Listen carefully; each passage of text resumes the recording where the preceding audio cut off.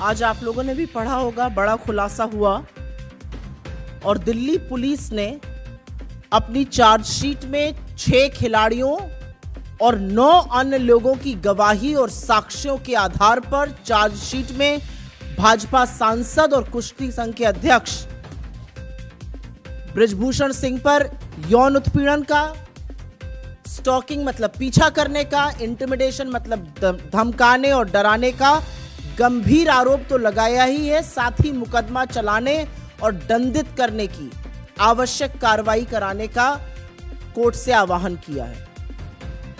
आपकी जानकारी के लिए यहां पर बताना जरूरी है कि बृजभूषण सिंह भाजपा सांसद पर धारा 506 आपराधिक धमकी, 354 महिला की लज्जा और शीलता को भंग करना, 354A यौन उत्पीड़न, 354D पीछा करना जैसी धाराएं लगाई गई। पुलिस ने अपनी चार्जशीट में बृजभूषण सिंह को कोर्ट बुलाकर ट्रायल शुरू करने और विटनेसेस जो इसमें मेंशन्ड हैं उनको बुलाकर मुकदमा शुरू करने की पैरवी की है। इस चार्जशीट के अनुसार 108 लोगों से बात की पुलिस ने, जिसमें से 15 लोग, जिसमें रेसलर्स हैं, रेफरी हैं, कोचेस हैं, ने गवाही दी और उसमें यौन उत्पीड़न, डराने धमकाने जैसे संगीन आरोप लगाए। लेकिन विडंबना सबसे बड़ी यह है कि दिल्ली पुलिस की चार्जशीट उन्हीं लोगों के बयानों, उन्हीं लोगों की गवाही पे आधारित है जिन्होंने एग्जैक्टली ये सेम आरोप, एग्जैक्टली ये सेम गवाही सरकार द्वारा गठित ओवरसाइट कमेटी के सामने भी लगाई थी। आपकी याद ताजा करने के लिए बता दूं कि जनवरी 2023 में सरकार ने एक 6 सदस्यीय ओवरसाइट कमेटी गठित करी थी, जिसकी अध्यक्षता उत्कृष्ट मुक्केबाज श्रीमती मैरी कॉम ने करी थी।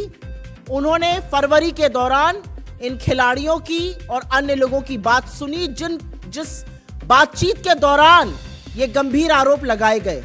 लेकिन अप्रैल 2023 में जब इस ओवरसाइट कमेटी ने स्पोर्ट्स मंत्रालय में अपनी रिपोर्ट प्रस्तुत करी, रिपोर्ट पेश करी, सबमिट करी, तो उसमें उन्होंने बृजभूषण सिंह के खिलाफ उठे आरोपों पर मानो आंख मूंद ली, एक आपत्ति नहीं जताई और पुलिस कार्रवाई तक की कोई मांग नहीं की। और जैसा कि सर्वविदित है, कोई कार्रवाई ना होने पर, ओवरसाइट समिति से पूरी तरह से विश्वास हिल जाने पर खिलाड़ी साक्षी मलिक, विनेश फोगट, संगीता फोगट, बजरंग पुनिया जैसे खिलाड़ी वापस जंतर मंतर पर आकर मजबूर हुए कि वो फिर से प्रदर्शन करें अपनी जायज मांगों को लेकर। और उस दौरान उनको गालियां दी गई, उनके साथ हाथापाई की गई, उनको सड़कों पे घसीटा गया, उनके सीनों को रौंदा गया। और यहां तक कि जब उन्होंने थक हार कर अपने मेडल गंगा में बहाने की बात करी, तो इस सरकार ने अपील नहीं करी कि ऐसा ना किया जाए। पर क्या अब चार्जशीट में संगीन आरोप आने के बाद, साक्ष्यों के आधार पर बनी इस चार्जशीट के बाद भी सरकार मौन रहेगी? क्या अभी भी प्रधानमंत्री कुछ नहीं बोलेंगे? क्या अभी भी महिला बाल विकास मंत्री स्मृति ईरानी अपना मुंह तभी खोलेंगी जब राहुल गांधी के खिलाफ विश्व गणना रहेगा? क्या खेल मंत्री अनुराग गोली मारो ठाकुर तभी नारे लगाएंगे जब दिल्ली में दंगे कराए जाएंगे? इस चार्जशीट पर कोई कुछ नहीं बोलेगा। क्या अभी भी संरक्षण बृजभूषण शरण सिंह को दिया जाता रहेगा? क्योंकि असलियत यह है कि अगर जरा सा भी नैतिकता, रत्ती भर नैतिकता इस सरकार में, इस देश के प्रधानमंत्री में, इस देश के गृह मंत्री में, भाजपा के अध्यक्ष में होती, तो संरक्षण बेटियों को मिलता, बेटियों के खिलाफ अपराध करने वाले आरोपी को नहीं। लेकिन यह देश भी देख रहा है, और यह देश देख रहा है कि कैसे लगातार, नॉट वंस नॉट ट्वाइस, एक बार नहीं, 2 बार नहीं, लगातार भारतीय जनता पार्टी नेताओं, सरकार और प्रधानमंत्री का संरक्षण आरोपी को मिलता है इस देश की बेटियों के विरुद्ध। तो इस मंच से हमारे प्रधानमंत्री से बहुत ही चंद कुछ सवाल हैं। हमारा पहला सवाल तो वही है जो ये सवाल पूरा देश सोच रहा है। महिला खिलाड़ियों के खिलाफ यौन शोषण के मामले पर प्रधानमंत्री चुप क्यों है? उन बेटियों के मामले पर जिनको उन्होंने अपने घर की बेटी कहा, उन खिलाड़ियों के मामले पर जिनके साथ उन्होंने फोटो खिंचवाने में मिनट भर भी देरी नहीं करी, प्रधानमंत्री इस पर मौन क्यों है? प्रधानमंत्री अपने चहेते सांसद बृजभूषण सिंह को पार्टी से कब निकाल फेंकेंगे? ये सवाल आज देश पूछ रहा है। आज देश पूछ रहा है कि भाजपा सांसद और कुश्ती संघ के जो अध्यक्ष हैं बृजभूषण सिंह, उनकी गिरफ्तारी कब होगी? क्यों इतनी छूट मिली हुई है उनको? और अंत में मोदी जी, आपकी सरकार बृजभूषण सिंह को संरक्षण देना कब बंद करेगी? बिकॉज यहां पर वस्तुतः स्थिति यह है कि यहां पर देश का विपक्ष आपसे सवाल नहीं पूछ रहा है। आपका टेस्ट, आपका परीक्षण इस समय देश की बेटियां करना चाहती है।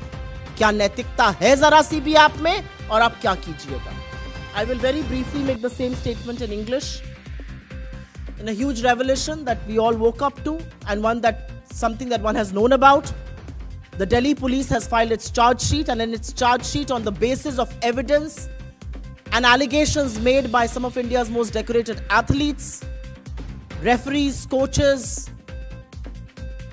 and other vendors, they have filed serious charges of sexual misconduct, sexual harassment, molestation and stalking against BJP MP and also the Wrestling Federation Chief Brijbhushan Singh. The charge sheet invokes Section 506 criminal intimidation, Section 354 outraging modesty of a woman, Section 354 sexual harassment, 354D stalking. The police has of course asked the court to summon Brijbhushan Singh for trial and has asked witnesses to be called in for questioning as well. According to this charge sheet, 108 people were investigated and questioned, 15 of whom, which includes India's most decorated athletes, referees, coaches, all corroborated the allegations that were made. It is, however, indeed very, very ironical that the charge sheet is based on exactly the same allegations that were raised before the oversight committee set up by the government. If you remember, in January 2023, the government set up a 6-member oversight committee headed by Mary Kom. In February, players, athletes, coaches, referees were summoned by this committee. They made allegations of sexual exploitation, sexual harassment against the Wrestling Federation chief, against the BJP MP.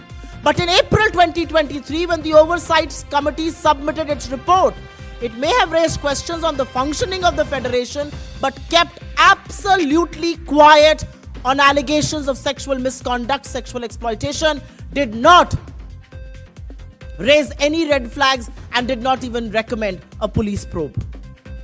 And what followed, I think one knows. It was in April 2023, after the Oversight Committee had no faith in the Oversight Committee. They had no faith of an investigation. India's most decorated athletes returned to Jantar Mantar to carry on with their protest, asking for their rights, speaking against exploitation. And during this time, they were mercilessly beaten up, they were dragged, they were hurled abusers at, and when they decided to drown their medals in the river, the government did not even choose to make an appeal to them. And which is why I think the most important factors that come to question today is, will the government continue to remain quiet?